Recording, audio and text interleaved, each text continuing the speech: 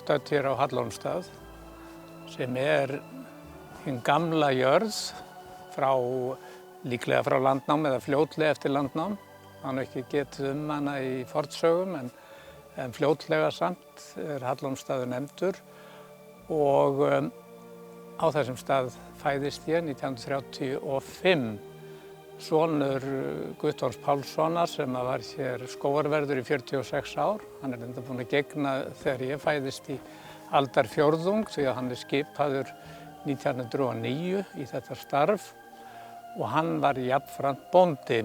Það var sem sagt hagað hann í kjörum að hann átti að stunda búskap með eða gat stunda búskap og hér var kúabúskapur og hross.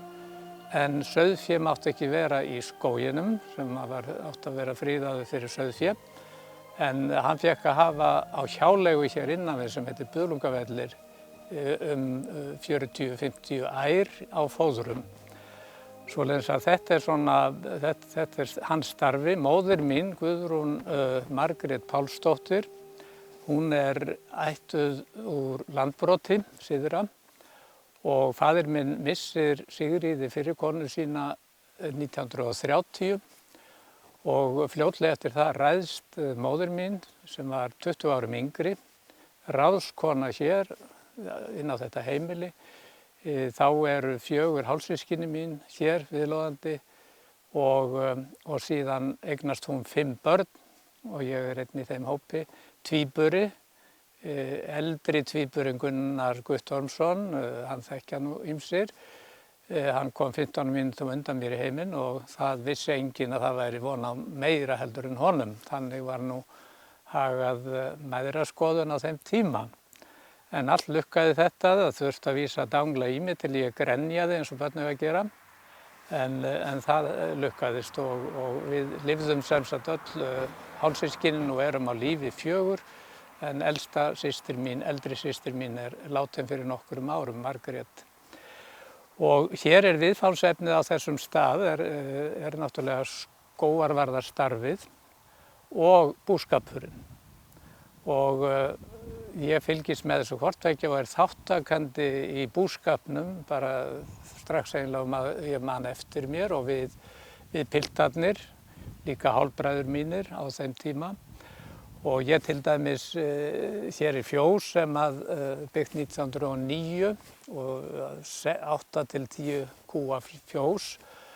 Og þegar ég 8 ára þá gleyptist ég til að læra að mjólka og það var starfinn í öll mál í 6-7 ár. Það var bara á jóladag sem móðir mín fór í fjósi fyrir okkur bræðurna, tvíburana. Annars var þetta fast og náttúrulega fóra kýrnar, moka flórinn og svo framvegis. Og síðan var þetta heyöflunin og allt þetta sem tilheyrir landbúnaði. Ég fékk orf og við bræður 8 ára gamall og reyndi að standa við slátt með orf og ljá, góðan hlut á sumri, bæði hér á heimatúni þar sem þýft var og engjum með eldri bræðurum mínum. Og mér flugbeit, fékk eina long, kenndi mér að brýna og það nú lukkast sláttur mannsins að það bíti. Og þetta tókst sem sagt, tókst vel að þessu leyti. Og síðan, já, og við sem sagt erum við heyöflunina og síðan allt sem að tilheyri búskap frá þessum tíma. Skólahald var nú svona óskum mildilegt á þessum tíma. Maður lærði lestur og skrift heima, fyrst hjá Einari Long, eins konar fóstra okkar sem að bjó hér í húsinu og það var farskóli í Hreppnum og það fyrst skólaskylda við 10 ára aldur. Ég sótti skóla hér á næsta bæ Hafursá í einhver 2 mánuði þegar ég var 9 ára. Og síðan part úr vetri næstu 2 árin en lauk fullnaðarprófi 11 ára. Ég veit ekki hvort það var að því að faðir minn var formaður skólanefndar að þetta leyfðist en hann var það reyndar. Og þannig ég lauk þessu barnaskólanámi og Gunnar bróðir minn, þegar við vorum 11 ára. Og þá var að fara að undirbúa sig undir framhaldið með fjósverkum og öðrum bústörfum. Og þetta gekk þannig fyrir sig að Það var heimalærdómur og útvarpi notað til hins ítrasta, það er að segja kennsla í útvarpinu, enska, danska og íslenska. Þetta hjálpaði fólki til sveita sem ætlaði sér í eitthvað framhald og í mínum huga var aldrei neitt annað á dagskrá heldur en að halda áfram námi. Ég meira að segja að var búin í huganum að leggja drög að því að strjúka að heiman ef það var einhver fyrirstaða. En það var nú alls ekki, þannig að gatan var greið til náms og við fengum leyfi hér hjá skólastýrunni Þórnýju upp á Húsmæðraskóla einn vetur til að sækja bóklega tíma með námsmeyjum. Ég held að sé alger undantekning á þessum árum að karlmönnum sé hleypt inn í Húsmæðraskóla. En við vorum reyndar ekki hættulegir að því leyti, við vorum 12 ára þegar þetta var þennan vetur og sóttum þarna tíma. Við vorum náttúrulega mjög hagvanir í skólanum og sem að föðursystir mín stofnaði á sín tíma, hún var fallin frá þegar þetta gerðist. Og síðan var sem sagt námsbrautin var heimalærdómur nema 3 mánuði undir landspróf sem við sóttum skóla við Gunnar í MA á Akureyri. Og þá maður búinn að vera samtals sem svarar einu vetri á skólabók. Þannig að það var ekki komin neitt námsleiði í mig þegar hér var komin sögu. Og síðan átti ég góða daga á Akureyri, í Menntaskólanum Akureyri í 4 vetur og kláraði það. Og hérna matjurtagarður, gamall, og þessi garður sem ég sit á, hann er ævagamall. Síðan þessi garður er á 19. öldinni, hérna fyrir neðan bæinn. Hins vegar var þessi garður hér ofan við, hann var til þegar baðstofan var rifin 1927 og móðir mín, hún var mikið í garðyrkju og ræktaði til heimilis allar mögulega tegundir fyrir utan náttúrulega rófur og kál og þess háttar. Og hér kom fólk að utan heimreiðina fram hjá húsinu, það var engin vegur hér neðan við, fóru allir hér í gegn. Og hér fór fólk í símstöð opnar hér 1926 og var þetta notuð af fólki í sveitinni sem þurfti að koma hingað á staðinn. Sveitarsíminn kom ekki fyrir mörgum áratugum síðan eins með vita og hér stoppaði ferðafólk að sumri til á leið, bað leyfi til að tjalda og svo framvegis. Og Allavíkur samkomum sem að voru hér árviss viðburður í marga áratugi, þá var nú aldeilis traffík hér hlaðið eins og þið getið ímyndað ykkur. Og það mun hafa verið 1943 að við erum krakkarnir hér að reyta arfa hér í beðunum hér í þessum garði. Og þá kemur stæðilegur maður, herðabreiður hér aðvífandi og stíður fótinn fram á garðinn og fer eitthvað að tala, leggjum aðeins við hlustir og hann greinilega ekki ánægður með garðræktina, segir þetta allt og þétt. Þetta var gulrótarbeð sem vorum að reyta. Ég brást heldur illa við þess og sagði að það væri ekki rétt. Það ætti að sá gulrótum þétt til að byrja með og síðan verður grísjaðar. Það var nú ekki mikið meira samtal úr þessu en rétt á eftir kemur elsti bróðir minn, hálfbróðir, Páll, til mín og segir, hvað er þetta drengur? Veistu ekki hvaða maður þetta er? Ég varð að segja að ég kannaðist ekki við hann. Þetta er Hermann Jónasson sem var forsætisráðherra skömmu áður, þetta er 43, ég held að hann hafi verið til 42 forsætisráðherra, sem að sýndi svona virðingu sem menn báru fyrir þessum höfðingjum á þeim tíma. Nú skulum við labba aðeins hér upp í kirkjugarðinn.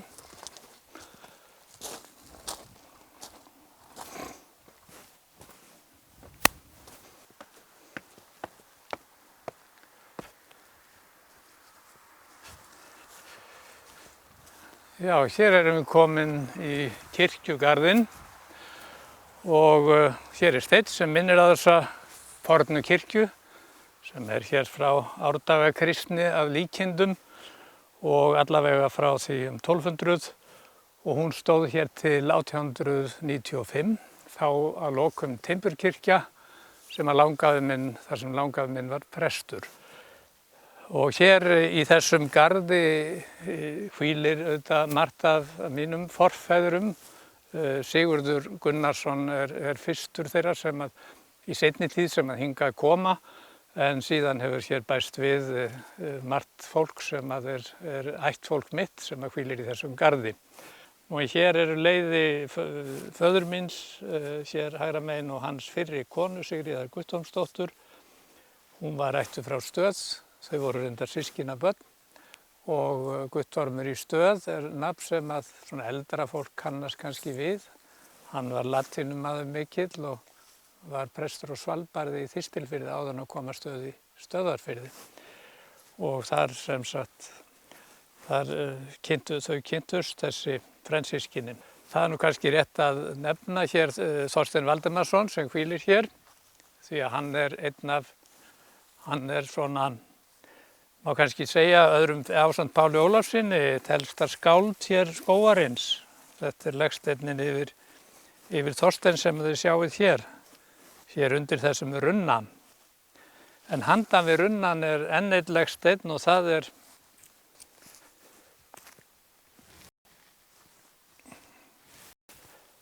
hann yfir Einari Long sem ég hef nú minnst á. Hann hvílir hér, lést nálægt níræðu 1957, var staðarmaður hér í nær 6 áratugi, hjá ömmu minni fyrst og síðan var hann hér hjá föður mínum og foreldrum og var svona eins konar fóstri okkar krakkanna, kenndi okkur að lesa og skrifa, sagði okkur sögurnar, þjóðsögurnar og grýlusögurnar og allt það sem kryddaði æskuna, og fór daglega í sendiferðir og heimsóknir upp í Húsmæðraskóla. Það var sagt hana þó hann væri nú roskinn, hann væri dálítið upp á kvenhöndina, allavega hafði hann gaman að því að taka utan námsmeyjar þar í Efra. Og við fylgdum honum við Gunnar, bróður minn.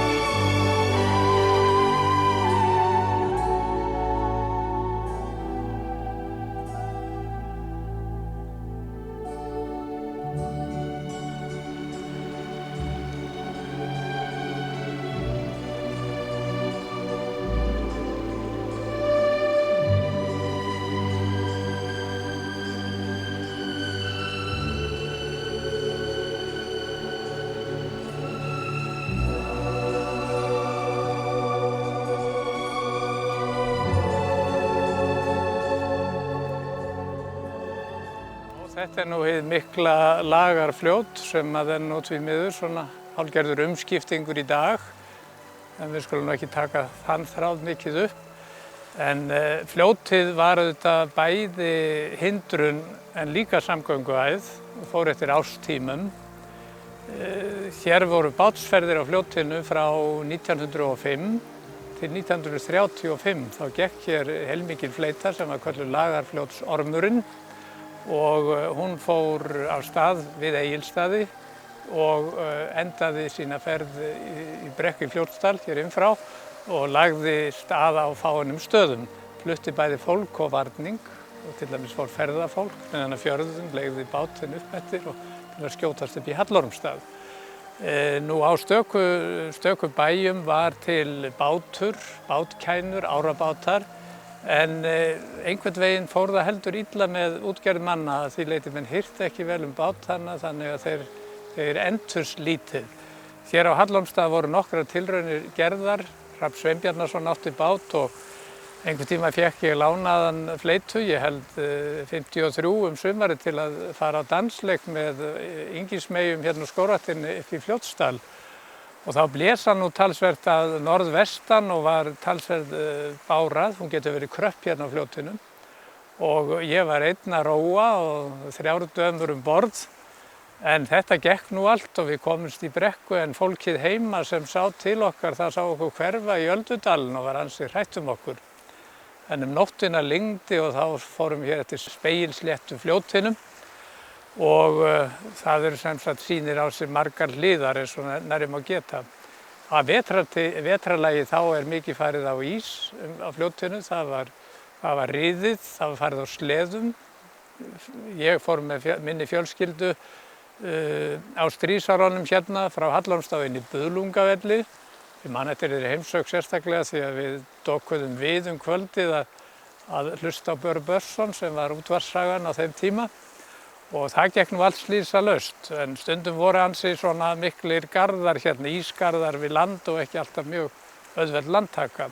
En auðvitað setur þetta fljót á svip á Fljótsdalshérað innan Egilsstaða alveg sérstaklega og hið fegursta vatn, óhætt að segja, en hefur því miður látið á sjá eftir að menn fundu upp á því að flytja jöklu yfir í Lagarfljótið eða Jökulsá í Fljótsdal.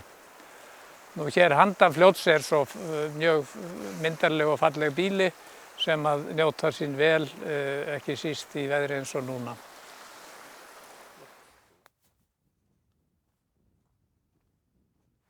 Þetta tré hér sem með elstu birkitrjám í Hallormsstaðaskógi, sennilega að halla í 200 árin sem svona hámarkið fyrir birkitré að talið Og það stóð hér innan smákjarr þegar að þetta svæði sem heitir Mörk var friðað 1902 og girt af fyrst. Áður en að búið var að reisa girðingu kringum skóginn.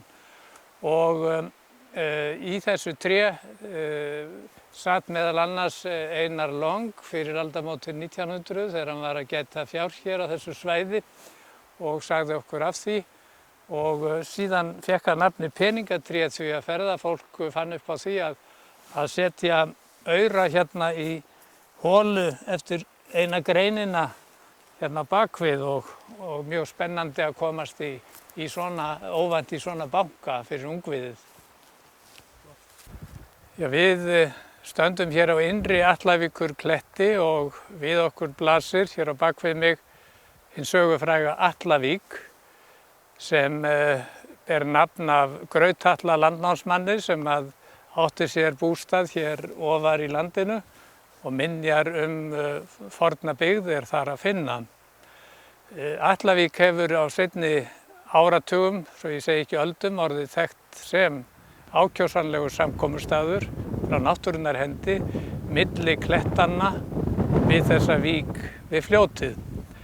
Hér var haldinn fögnuður 1874, þá héldu Austfirðingar upp á 1000 ára afmæli byggðar í landinu með samkomu í Atlavík. Það var nú svona því miður svona heldur dapurlegt veður en menn höfðu þetta allt saman af og svo það þegar kemur fram á 20. öldina þá byrjað hér aftur samkomuhald að vísu alllangt á milli. 1912 var hér samkoma og þetta mynd af henni og það verið gaman fyrir ykkur að skjóta henni inn vegna þess að hún sýnir þann fjölda hrossa sem samkomugestir höfðu hér á beit í víkinni bara í kringum skemmtistaðinn, tjaldið sem var notað sem skýli. En það 1937, þá hefst reglulegt samkomuhald hér svona fyrstu helgin í júlí og það eru framsóknarmenn eða framsóknarfélag Suðurmúlasýslu sem fær eins konar einokun á staðnum til að halda þar skemmtanir. Inn á milli fékk Skógræktarfélag Austurlands að vísa að skjóta inn stöku samkomum og þetta var í mínu minni, var þetta stór atburður þessar Atlavíkur samkomur og kom fjöldi fólks neðan af fjörðum. Það var orðið bílfært hér upp eftir og menn kom í rútum, það var tjaldað til öllum farkostum, bodybílum og rútum kaupfélagsins til að flytja fólk og þessir flutningar að og frá stóðu í næstum viku.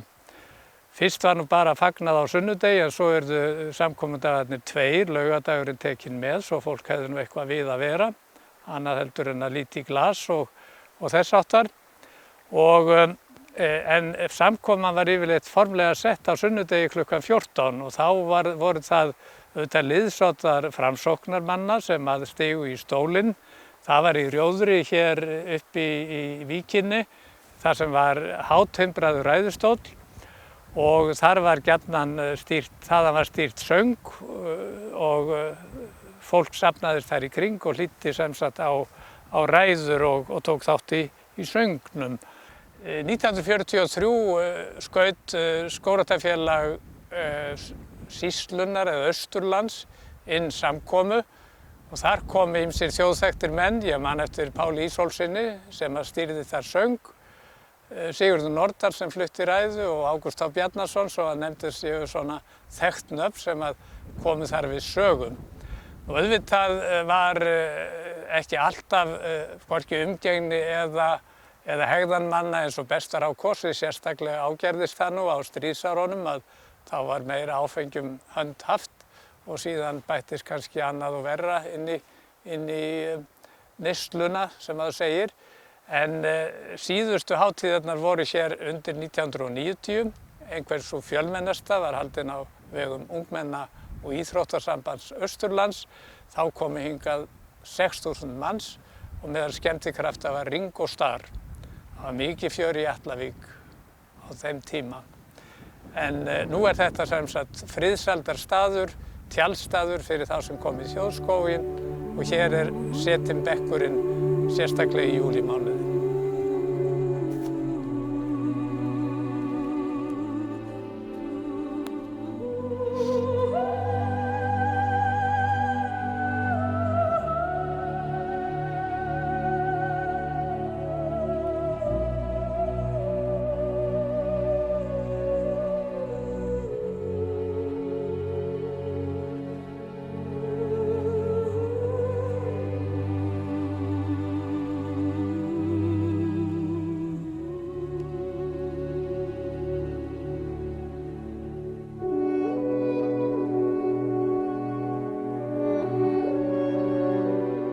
Við erum stödd hér í ræðu Rjóðrinu í Atlavík sem var þar sem samkomurnar voru settar og þar sem framámenn Framsóknarflokksins sem að þá voru hér í kjördæminu og aðkomnir eins og Hermann Jónasson, Eysteinn Jónsson náttúrulega fastagestur, héldu ræður yfir fólki og það var sungið og menn hlýddu á talmanna. Og mitt æskuheimili var þar studdu menn Framsóknarflokkinn. Hann átti auðvitað mikið fylgi hér slóðir og ég var trúaður á þann málstað sem kornungur maður. Ég fékk áhuga á stjórnmálum bara kornungur, þar að segja svona 10 ára gamall eða svo og fylgdist með heimsfréttum og stríðinu gegnum útvarpið. Og eftir stríðið 1948 þá óskaði ég eftir því að fá inngöngu í félag ungra framsóknarmanna í Suðurmúlasýslum. Þá var ég líklega 12 ára og þetta var borið undir stjórn. Aldursmörkin voru 14 ára. En það var samþykkt og það stendur bókað í gerðabókum þessa félagsskapar að ég hefði fengið inngöngu og þarna var ég viðloðandi í 3 ár. Og þetta voru nú átakatímar. Atlantshafsbandalagið er stofnað 1949 og Ísland gerist þar aðili, Framsóknarflokkurinn klofinn í afstöðu. Eysteinn leiddi meiri hlutann, flaug meðal annars vestur haf í aðdragandanum eins og menn muna. Og það fylgdi sögunni í útvarpsumræðum þetta af hálfu forystumannanna sem studdu inngönguna eins og Eysteinn að á Íslandi skyldi aldrei vera her á friðartímum. Það var hlutleysismálið sem að menn ítrekkuðu við lýðveldisstofnun. Ísland skyldi vera herlaust og hlutlaust. Og ég norður á Akureyri vorið 51 og að lesa þar undir landspróf í maímánuði. Þá heyri ég í hádegisfréttunum að Bandaríkjaher hefði stigið að landa á Íslandi. og væri að koma sér upp aðstöðu í Keflavík. Þetta gerist í skjóli nætur, án þess að nokkur samkoma hefði samþykkt þetta. Það voru þingflokkarnir, 3 stjórnmálaflokka sem hafðu samþykkt þetta hver fyrir sig þegjandi og eða á næturþeli, en Alþingi var ekki kvatt saman og tók ekki afstöðu fyrir seint sama ár. Þetta þótti mér eins og mjög mörgum öðrum að væru brigður og trúin á forystu framsóknarmanna og sérstaklega foringjan hérna, hann góða mann Eysteinn Jónsson, og hún bara féll nánast á stundinni. Og þetta voru átakamál á þessum tíma, svo skömmu eftir lýðveldisstofnunina, og þessi mál klufu flokka eins og menn þekkja sem að rifja upp söguna. En síðar átti ég auðvitað eftir að eiga ágætis samstarf við Eysteinn Jónsson önnur mál, þó ég væri ekki með honum í flokki. Þá vorum við bandamenn í náttúruverndarmálum og ég sat í náttúruverndarráði á 8. áratugnum í 6 ár undir hans forystu. Það var ánægjulegu tími, þá meðal annars komum við hér í Hallormsstað og settum saman í þessu rjóðri. Við vorum nú ekkert að rifja upp fortíðina sérstaklega, horfðum meira fram á við.